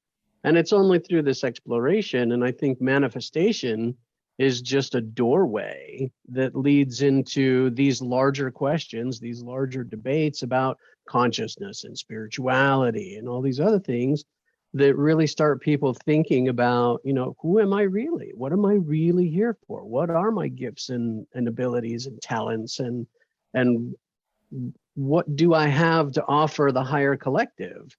If you're truly here to fulfill a mission, then what's that mission? And everybody has one, I believe. Oh, there's that B word again, right? Yeah. And going back to the Bible for a second, I think the Bible is the greatest success/manifestation manual ever written. It's not a book on spirituality. It's a book on success and manifestation. What's a prayer? Mm-hmm. It's an appeal, an emotional appeal to a higher power for something you want. A healing, a thing, a job, a whatever, whether it's for yourself or somebody else, right? A prayer is a manifestation. Jesus was the master manifester. He was the example, right? So one of the greatest pieces of advice or personal development, whatever, that I have ever learned in my entire lifetime is nothing has any meaning except the meaning we give it. Nothing has any meaning except the meaning we give it. And if you really understand that, then you can really start to shed all this crap that weighs us down and all these false beliefs and all these things that take us in the wrong direction and all these stories that we tell ourselves. And we can really, truly begin to take on the mantle of who we truly are inside and why we're really here, and begin to actually work in that assignment, for lack of a better word, right? And, this kind of leads me to the broader point and the broader question that I wanted to pose to anyone who's willing to take up the challenge. Not really a challenge, but love. Where does love come into it? Because I hear a lot about the techniques from a perspective of I or you, but where do we apply these things to the broader world? Because it's all fine and well to be successful for yourself, but you're the only successful person and everyone else is struggling, the world's going to be pretty lonely. I'll take this. Go ahead, Chris. Go ahead. No. Okay. Well, I was going to say that really where we're going next, from someone who is very involved more in the ascension world and spiritual awakening, I do believe we're moving up in frequency range. We're moving into a new dimension of consciousness, a new framework. And we are the pioneers that are the guinea pigs, the ones who are learning through this trial and error and sharing all this with each other. And we're the ones laying the groundwork for all of the people and the beings who exist in that fifth dimensional consciousness, that unity consciousness, which is pure love and resonates purely with our heart chakra. Unity consciousness doesn't mean conformity, it does mean individuality. And in that state of being and in that reality, everything operates within synchronicity. Everything is where you need it, when you need it. The downloading of the needing it or the wanting it is born out of it arriving to you. It is much different than the way the lag of time and space that we experience here. I'd also like to say that we've thrown out a lot of different tools and ways to manifest, and all of these things are available to people. But what people are missing is a really firm foundation, and that's them. That's who they are. People are very out of alignment with who they are and what their design is. So I highly recommend using things like Ayurveda, the dosha systems, astrology, human design, different things that help you understand your mechanism and why sometimes your manifestation style or your thought processes and beliefs are different than that of the people around you, or why you keep attracting from a place of trauma. A lot of that can reveal that to you. And I want to say one last thing about human design, because human design is getting much bigger in the spiritual world, and there is a manifesting generator and a manifester. I'm a manifester. Brandon, you're a manifesting generator. I just want to say to anyone watching, if you are a manifesting generator or a manifester, you do not have better or higher manifesting abilities than anyone else. That is not what those words mean. And that's why we're shifting the words there. But understanding your human design is one of the keys for me that I have found that has unlocked how I manifest within the world. This is going to bring me to another point, but Monica, go ahead. Okay, I think it's difficult because we're so used to relying on our senses, but basically every time someone gets something they want, no matter how minuscule, someone in line in front of you buys a coffee and it delights you, because there's only one source of life, right? Like we're like spread out like the roots of a tree. We feel each other's delight. If I wanted to be a billionaire and I became a billionaire, even without donating money, if I was so ecstatic at that, it would raise the frequency of everyone. So we're all connected. So I know it's like, it seems odd to think, how does someone becoming so grossly material help people who have nothing? It's like, in some way, energetically, it does. But if we cannot bring ourselves to understand, we cannot see that answer, and sometimes people losing everything, they feel relieved they've been knocked off their pedestal. They have now they're time rich, and that has improved the state of the world as well. And it's not like someone has to win. I never liked the idea that somebody had to lose for somebody to win. You don't have to step on anyone to get to where you want to be.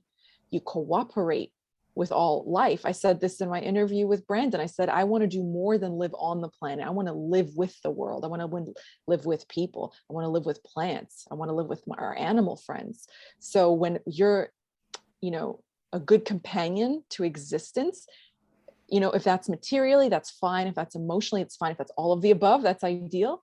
You unknowingly, you're helping people you will never meet, because every time you raise your essence, they can't help but something will happen to them as well. That's quite beautiful. So we're all connected in this way. And like, there's a quote by Edith Piaf, the famous French singer. They asked her what it's like being so successful. She said, when you get to the top, don't forget to send the elevator down for everyone else at the bottom. And I just always thought that's like so true and so beautiful. Just thinking about that helps people, Absolutely beautiful. And Mark, I'm grateful that you asked this question, because this is something that needs to be articulated, and you brought it up. So thank you. The way that I look at this is the old adage that whenever you go on a plane, okay, the instruction is that if the cabin depressurizes and masks drop, what's their thing? Run around and put everyone else's on first? No.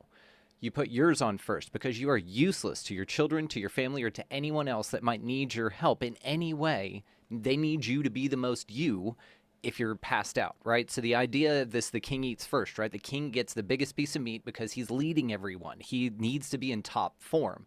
This is where manifestation, in my mind, plays in, and why it's so important for you to be your absolute best, is because the rising tide raises all ships. And Mark, you and I know this in the podcast game, and especially with Alt Media United, that it's everyone. We're not in competition with one another. It's everyone is out here being their best, because it brings everyone up together.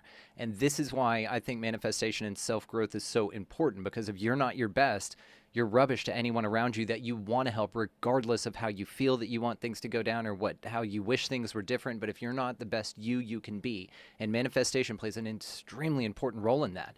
Mark, if you didn't manifest your house, you wouldn't be on TikTok. You wouldn't be, have the electricity to do your videos, and you wouldn't have changed my life in this way. Same with all of us here, right? We have manifested things into our life to make the collective better. And just, Monica, to what you said, this is science. The roots of a tree is a great analogy, but it's science. scientists are doing this. Quantum physics, double slit experiment saw this. The 100th monkey experiment that occurred in Japan in the 70s. That's a big one. That monkeys, if you guys aren't familiar, just real quick, monkeys started doing something on an island completely disconnected, hundreds of miles away from another troop. That troop started doing it as well. This is where you get also the ideas that pop up when one person works on themselves enough and becomes so rich with their emotions. It has nothing necessarily to do with monetary anything, but becomes so aware of themselves and what they have to contribute. That ripples out into the collective or sends the information to the roots of the tree. And this quantum entanglement that Einstein talked about, there's science to this. Quantum entanglement, spooky action at a distance. What you affect one particle, no matter what the distance, it affects the other instantaneously. This is where the collective is. And this is why it's so important. But again, phenomenal question, because it can sound egoic. It can sound me, what do I want? I want my DB5. Cool. Well, what's cool about it is, Mark, when I get that DB5, because it's not a matter of if, it's a when, you and I right now are smoking a huge doob in that thing, and I'm going to come pick you up in it, and we're going to drive around and laugh our asses off about it. And that is what I look forward to with that kind of stuff. Oh, yeah. I got you. Yeah. Mark both. Yes. Mark, Steve, Mark both. I'm going to come pick all of you up. It's a four-seater, but we'll all hop in. So this is the thing, right? This is where it comes to this. This is why it is beneficial for you to be your best you. Again, back to the mask thing. Put your mask on first. Work on you first, because that's the only way that you can make the ripple effect that you truly desire in this place, in my opinion. You know, in honor of Mother's Day tomorrow, everybody knows a mom or is a mom or a dad. They know when something's wrong with their child. Their child can be at school and they'll be working, and just like a signal goes off, they know they've tripped and hurt their knee, someone's bullying them, or they won a participation award, something lights up in them. And it's like that. We light each other up, or we can drag each other down. So, I mean, if you get your car, you get whatever, we all what did you say? Rising tide raise all ships. Exactly. We all go up together. So yeah. 100%. Carla, what do you think about all this? No, I'm not generally a quiet person at all. I was sitting here again. I like to listen. I think it's the teacher in me. We're talking about what we feel and who we are and how we've developed to this stage and are still developing into who we are. And think about all the people that are not, that we in our daily lives and other people have to be around that aren't trying to vibrate higher, that aren't. And much like the quantum entanglement theory, it's going to affect, it affects other people. So we ourselves may be here and we want to achieve more, but the people who aren't aware of this, they're also being brought down more. And listening to everybody, that's highlighting to me on how something like this, an awareness to others, is really, really important, because people are dropping down as we're trying to pull up. So to me, I don't know, I think, and we, when we're around, all of us, I'm sure, when we're in a low vibe, whether it's a party or a grocery store or a hotel, it affects us. We have to pull ourselves back up, and we're the aware ones. So I don't know, I think that's an important topic maybe for another day. Oh, yeah. How that ripple can go the other way too, and that is, maybe can be fixed somehow, or we can help with that. That's a great point. It's an outstanding point. I wanted to touch on just a couple more things here, guys, and we'll probably wrap it. This has been unbelievable, by the way. We've been well over an hour and a half here, and it feels like 5 minutes to me. So this is incredible. So a couple more points here. I wanted to get some specialized stuff. So we have a few folks here. All of you are incredibly special, but some of you have traits. You have feet in other worlds. And so I'm curious how, let's say, mediumship or astrology can be implemented or utilized to affect the outcome of manifestations. Christopher, do you want to start us off? I think you're on mute, Bubba. Can you hear me now? Yes. Okay. Thank you. In the kind of work that I do, I don't specifically try to help people manifest more. I'm more trying to help people feel their emotions, clear things out, accept themselves, understand themselves, really in a foundational way. But yes, working with the moon is an excellent way, especially if you have a lot of Cancer in your chart. I'm Cancer rising.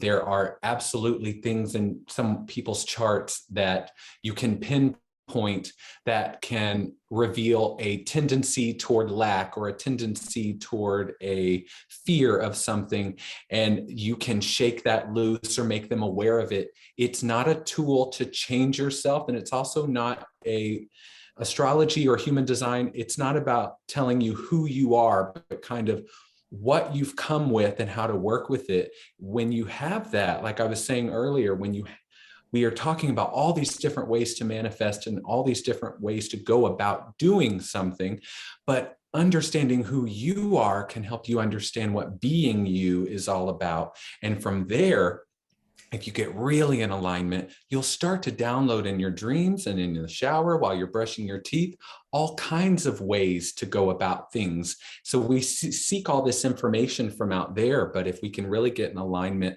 use tools that we have like astrology and even mediumship, because and psychic abilities, like before I do readings, I always say I'm pulling in information of the highest good, highest possible outcome, highest possible timeline, because I could get all kinds of timelines. And I'm saying, bring me and show me the one that they're attracting to them now that is of the highest good. Let me make them see what they're attracting to them or what they want, and let's make it more vivid for them so that they can pull it in more fully and accept it. That is also a gift that psychic work can do. Brilliant. Monica, what do you think? Is there a better time for manifesting, or is there any kind of leads? Is your astrology prowess helped you manifest more, or can you help others do so using astrology? I do. My readings, I always give a bonus little ritual. 2 days in the month in particular, they change month to month, so I can't even tell you what they are. If you're listening to this at any point in time, there are 2 planets specifically responsible for creating physicality, and they are Mercury and Jupiter. So I can't say like, if you have Jupiter in this, you're better at it. No, it's everybody has it in their chart. It's about finding that window of time. So for me personally, you can, like, I believe like Abraham, you can be, do, or have anything. So when you come to me, I'm looking for how you make money and when you're going to get it, because everybody that's born is able to survive. Otherwise, you wouldn't be here. So that's what we look for. There's particular houses where there's 4 financial houses that are responsible for money as well. We look for hits to those things. So I'm just a messenger. I'm just decoding symbols and telling you how to get it, what to do. Actually, a friend of mine, I said to her sister's reading, I said, she's going to get a gift or something. And she's like, yeah, but whatever, it's probably not going to happen. I don't know, whatever it was. And she ended up getting like a designer wallet from a neighbor, which is the most randomest thing to see in a chart. And they're like, this woman's met her like 5 times. Why would she give her this like $800 wallet? And I was like, don't ask me. I'm just telling you it's possible. But yes, there are rituals, especially, the moon, Christopher is absolutely right. The moon influences us so much. If we want to get into psyops and stuff, maybe for another episode. But the moon is really important. Okay, new moon is essential. Some people say they fearmonger and they say never manifest on a full moon. Never manifest on a full moon. And I'm like, listen, the full moon takes away. If you've been in crippling debt for the last 10 years, you want to discharge a debt, you better go hard on that full moon, So of course we work with the world. I'm working with cosmic energies. If that's what's easiest for you, I'm not going to tell you to abandon it. If that's where you are, that makes you comfortable, let's work together. It's not a problem. Okay. And speaking of which, there is a total lunar eclipse in Scorpio, 25 degrees of Scorpio on May the 16th. And it's on a Monday, which actually comes from the word moon. So it's moon day and it's happening then. So if you have anything ascendant, sun, moon, Venus, Jupiter, Mercury, Saturn, or the nodes in Scorpio or Taurus, please look at the degrees. You're going to see a giant shift in your life in the next 3 to 6 months. And especially if it's moon or ascendant that's being hit, I would stay home for the day and just nap, just sleep it off for a while. You're going to feel pretty groggy, but yeah, anything's possible for anyone. All astrologers do is tell you how and when. Incredibly helpful. Now, Carla, you have 3 elements in here, at least minimum, mediumship, tarot, and astrology. But do you find that a combination of all 3 are beneficial, or would you lean on one more to kind of aid in manifestation for yourself or others? Well, I consider myself as my career an evidential medium. So my other lane is teaching because I was a school teacher, teaching manifesting for years, 10 years. I've taught a year-long class. I've taught weekend classes. So I kind of put that in a different lane. Tarot, I've done it since 1993. Mediumship, I don't use, it's interesting. When people come to me, they want to connect to a loved one. I don't say they love you, they miss you. I'm coming up with they ate SpaghettiOs and cut their mouth on the can and bled out. Real stuff like that. Where the manifesting part comes in, or the energy block, is today's reading. I'll not be that detailed to give them away, but it was in another state on Zoom. And the woman, the evidence was phenomenal, but she had such a wall up of wanting to talk to the person that it became negative. So no matter how many SpaghettiOs cans cut the tongue, and no matter how did you put this in their pocket, in their casket, no matter what I came up with, the daughter was blown away. That was so beautifully evidential. It fell on deaf ears because she had this energy block that could not get her to understand it at all. So I find that when someone goes into a reading, if they really raise their frequency without the please come to me, I want to speak to you, that want really messes you up in a mediumship reading. It's hard because you have loved ones. You need to be open to be receptive, and then it all can come to you. They can help you then to raise your energy, and then you can create. But it's how you go into it. And it was just an interesting experience that happened today. So yeah, it can help, but you've got to, again, get your vibe. As I always say, you got to get your vibe up. You really Right. do. Vibe check. And that seems to be so prevalent on this as well, is that it's this next level stuff, but it's all important. And this is why we're doing this, guys. So I would like to actually, I don't want to, but let's just go ahead and wrap it up here, because we have a lot more to talk about in the future. I think we've covered a lot here today. I think this has been one of the best comprehensive breakdowns with the best minds, of course. First co-collective creative ever, and I just could not be more excited about all of you. So if you don't mind, guys, let's run around and, just tell folks where they can find you, which, again, I'm going to link all this stuff. But if you don't mind, just in your own words, as well as just give us a good go-to. Give us some actionable things that folks out there can work on or be mindful of if they're really wanting to take the things that we've talked about tonight and apply them to their own life. So, Mark, if you want to start. On TikTok, I'm at Recalculator on TikTok. Lots of material there, a lot of beginning basic manifestation. That's what I specialize in. I also have a website now, recalculateyourlife.com. There is a Manifestation 101 PDF, absolutely free there. And also a life purpose exercise PDF, absolutely free there. In fact, at the moment, I don't have anything to sell you, so you don't have to worry about that. Just go there and get free stuff. And just remember, it's not magic. It feels like magic. It looks like magic. It smells like magic. But you might have to actually take some action, and inspired action. Maybe next time we can talk about inspired action that might have to be taken. But I think that's the one little piece of all of this that quite often gets left out, and people kind of get misled into thinking that, a bag of money is going to drop on the couch next to them. And that's not necessarily true. They might have to actually get up and go do something, right? I don't buy a house without going house hunting, for example. But I like to simplify it. Anybody out there that's just beginning in manifestation, that's my specialty. I'm the entry-level guy standing on the street corner. Here you go. Here's a little taste. All right, come on over. All right. First one's So free. that's me. Love it. Yeah. Thank you so much, Mark. Carla. I am carlablaha.com is my website. I'm on TikTok, Medium Carla Blaha, Instagram, Facebook. I am all over. That's what I do for a long time. I have a podcast called Believe and Listen on iTunes and Blog Talk. And what I think that I would offer people is that two things, that you are worthy of all of this, and to remove guilt and preconceived notions. You're worthy. And the frequency, if you wanted to just target a frequency to be at, is the feeling of joy. Because once you hit joy, the abundance, the money, the love, everything happens when you're at that frequency. So that, I'll leave you with that. 100%. I love this. Christopher. Mute. Yes.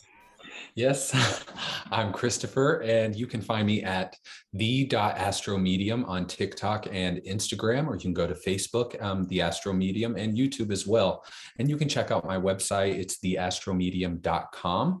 I am a energy healer, psychic medium. I offer one-to-one sessions, courses. I do weekly astrology classes. I also do monthly cacao ceremonies here in Atlanta, Georgia. And I also am a plant medicine facilitator, and I do privates, and I also do group retreats. And what I would say is to go back to nature, go back to your body, go back to yourself, and really meditation. We didn't really say the word, and I'm going to say it now, but meditation should be a really simple way to connect back. And if we can make this simple again, you can find out what works for you and not have to unravel everything that you've learned so far that really isn't in resonance with you. Perfect. And Monica, we had in the chat, Jamie is asking for a reading. So if you don't mind, let folks know how to do that. And then what's your go-to manifestation technique? For myself, okay, my name is Monica. As I said, Guru Grit Everything. I have a YouTube channel. You can message me or email me privately. I answer questions on how to manifest what you want on there. I do birth chart readings. I am a technically trained astrologer. I don't just rely on skill or intuition. I blend the two. I use animal omens as well. I have dreams. I do daily hypnosis. So sometimes I find your answer that way. And you can find me on Etsy is my old shop, though I still sell my vintage spiritual books on there. I upload frequently. I'm now on Big Cartel. Email me at gurugritinfo@gmail.com. I also do custom orders like synastry readings or relocation if you're interested in that. So thank you so much for inquiring how you can support me and get in touch with me. And what is my go-to manifestation is the mind. I'm very much a Neville girl. If I know I want it, sometimes I just know I want it. And that's enough. And I let it go and I get it almost right away. But I never waste a single night falling asleep, not thinking about what I want ever. I will always, if I'm too exhausted and in a bad mood, I will literally write down 2 sentences so that my mind doesn't stray. And then I'll just remember that that's what I want. And as I think of it over and over, I'll fall asleep in that state. So that's my go-to. It's free. Anyone can do it. Everyone's taught it for free since time immemorial, as Pat said. So please try it. It must happen and it will work. So go for it. Outstanding. And it's Jenna. My bad. I didn't have my glasses on, so not Jamie, Jenna. Thank you guys. Everyone listening in the chat as well. Thank you so much. Mark Steves, amazing show, by the way. I just recently got to be on there again. Thank you so much. We talked a lot about China and all kinds of cool stuff. We'll be linked in the show notes, so you guys check that out. And all of his shows. Mark's one of the best in the game. So, Mark, what do you think, man? How can folks find you? What's your go-to manifestation? My family thinks I'm crazy.com, and just use that, search that anywhere, and you'll find me. Not TikTok though, not yet. Not yet.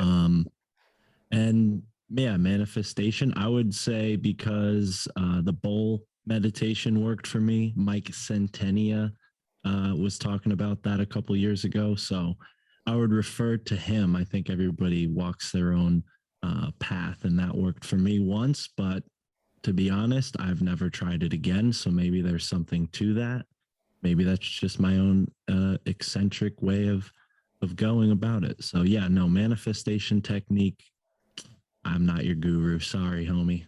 The bowl sounds awesome. I think that's a great thing. But the visualization of golden and bowl on your spine, I think that's very powerful. I mean, you're talking about, the ladder of consciousness right there. So there's something to do with vertebrae and your nervous system and stuff. I really think you've tapped into something there. And I'm interested in picking that up and trying it out. So I think you've actually said something awesome. I think that's wonderful. I think there's a lot to that because it's so visual. And this is what they say about in tarot, especially the cups, they're overflowing. That's the whole point of this, is the overflow. And that's what allows you to be bountiful and that's your mask on. But the overflow is what is rising the tide of everyone else. So this is a wonderful visual representation.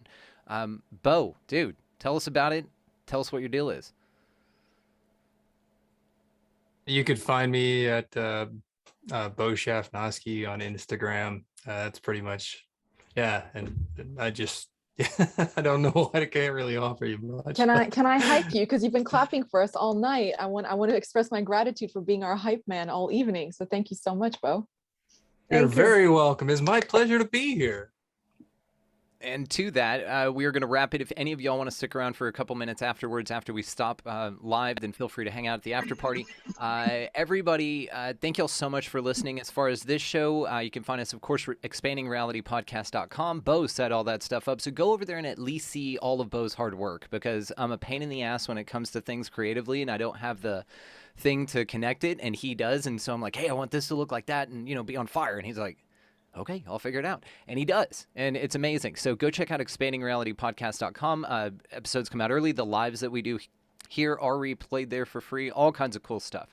So go check it out, guys. I can't thank every single person here, every single person listening. We've put a huge ripple in the collective tonight. I can't thank you for being a part of the first Co-Collective Creative. This means the world to me, and I wouldn't have wanted to share this with anyone else. So thank you all. Thank you. you. All right, we will see y'all next time.